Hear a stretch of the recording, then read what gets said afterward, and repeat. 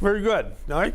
The shortcut would be just take the opposite sign in there, but you were on the right track. Take them and set them equal to 0. For 55 years at Holy Redeemer High School in Wilkes-Barre, the equation never really changed. Just divide everything by 4. A classroom, a chalkboard, and Mr. Chet Hine. I try to smile every class and have fun.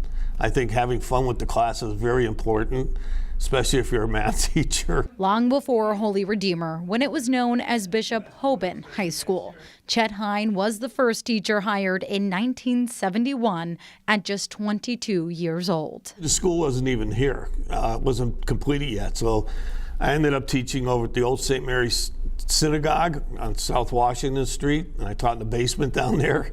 And I felt like right at home from day one. You know, I loved what I was doing. I've loved it every day since I've been here. Growing up in South Wilkes-Barre, he never strayed too far, pursuing his passion in the place he called home. He taught algebra and calculus for thousands of students and generations of families. He knows the math. I don't know the math, but it's got to be 5,000-6,000 kids at least that he's had in his classroom. But the lesson went well beyond the numbers, teaching problem solving and discipline, traits that also trickled onto the hardwood, where he coached basketball for 33 years. He's synonymous with Holy Redeemer. He was synonymous with Bishop Hoban. You know, his tie-in even with St. Nick's, he was synonymous with that.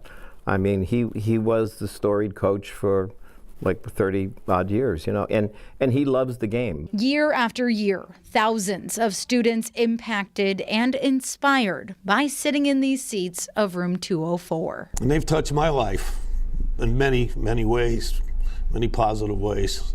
So it works both ways. It's a two-way street. But more than half a century later, the equation is finally changing. He's taught them a lot about algebra and calculus, but he's taught them how to be good, faith-filled citizens in our world, and that goes beyond just this community.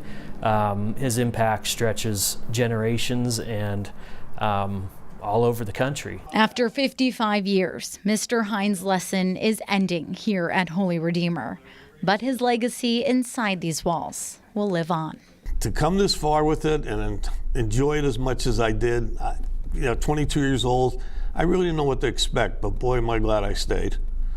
You know, I would not do it any differently than I did it.